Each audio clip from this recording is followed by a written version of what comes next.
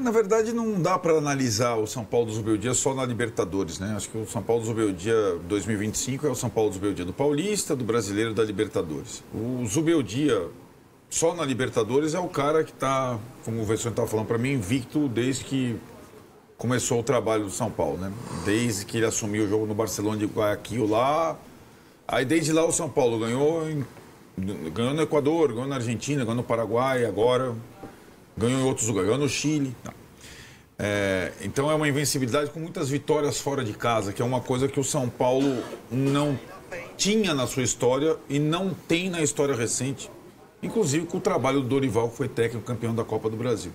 Então o São Paulo, com os Zubeldia, tornou-se um adversário fora de casa difícil e que dificulta muito para o mandante. Isso em qualquer campeonato.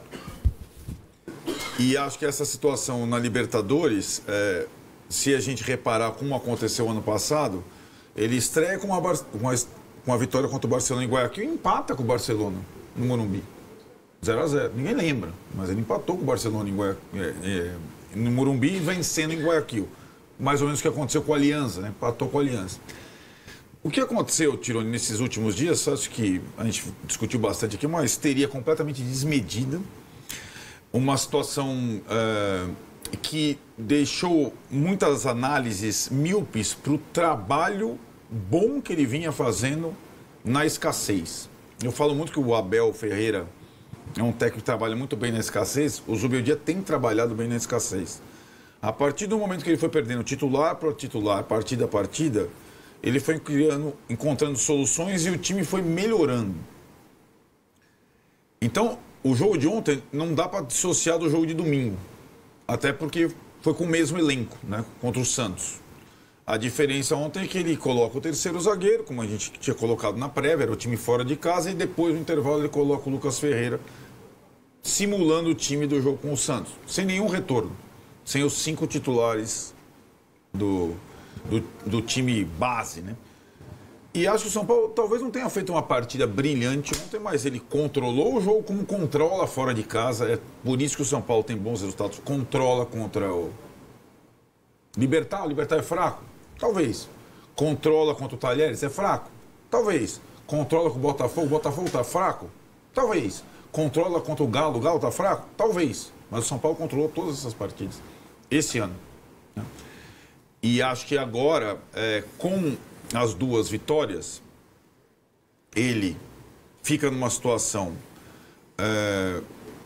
para desenvolver o trabalho dele diferente. E nós estamos vendo ali, passou rapidinho, ele vibrando com o Marcos Antônio. O que as pessoas também não enxergavam, além das questões táticas de melhora do trabalho dos Zubeldia, de utilização dos garotos da base, é a conexão que ele tem com as pessoas.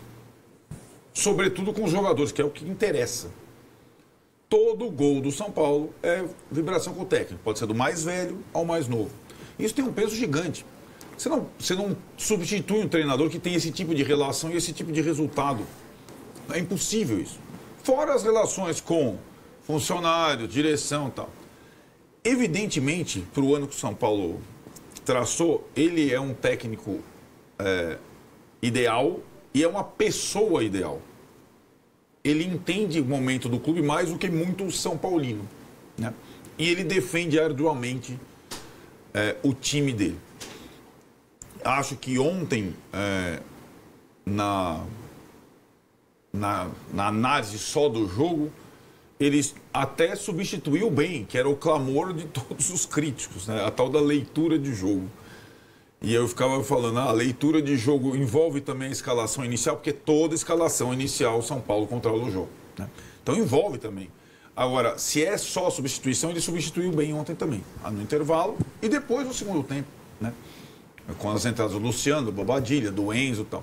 Então ele está aproveitando praticamente todos os jogadores que ele tem, resgatando alguns que estavam completamente desacreditados, colocando alguns moleques para jogar, em meio a uma temporada em que o São Paulo é um dos clubes que menos investiu. Então, como questionar um trabalho que no Campeonato Brasileiro não tem derrota, na Libertadores não tem derrota desde o ano passado, e que no Paulista foi eliminado de uma forma polêmica com um rival num pênalti discutível. Então, e que no ano passado alcançou os objetivos mínimos traçados. Não tem discussão. Tem que ter apoio, eu acho. E ele completa um ano de trabalho. Não tem troféu ainda, mas vamos pensar. Esse time do São Paulo tem condição e investiu para ter troféu? Pode até acontecer, mas não é o provável nessa temporada. Quem tem mais condição de ganhar a Libertadores? São Paulo ou Flamengo e o Palmeiras? Quem tem condição de ganhar o Brasileiro? São Paulo ou Flamengo e o Palmeiras? Estou comparando com os dois que mais têm jogadores, porque estão invictos no Brasileiro. O Flamengo já perdeu uma na Libertadores. Então, acho que o São Paulo joga quase sempre, o São Paulo do Zubeldia, no seu limite. Isso é uma virtude, né? Embora não seja um time requintado, um time que tenha... mas é um time que, além de tudo, mudou, acho que umas 3 ou 4 vezes a forma de jogar desde que começou o ano. Ontem a gente trazia o time que começou a jogar o Campeonato Paulista contra o Corinthians, contra o Quarteto, e o time que está jogando a Libertadores aí contra o Libertad. É completamente diferente, são pessoas diferentes, esquemas diferentes, jogadores diferentes. E o São Paulo mantém um padrão mínimo.